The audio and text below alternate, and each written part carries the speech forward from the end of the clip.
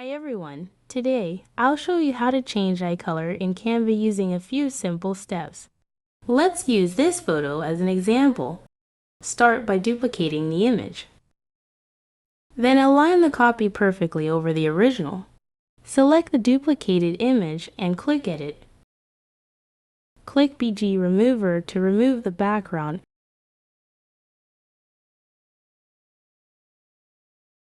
and click Configure.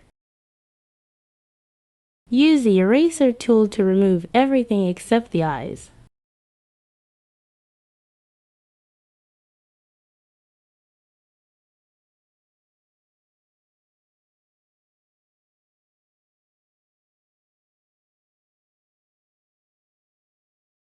Next, go back to Edit. Scroll down to the Apps section and search for Color Mix. Open the app.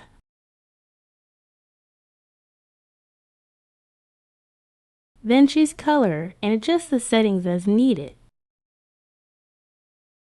And that's it. If this helped, leave a thumbs up and subscribe for more Canva tips. Thanks for watching.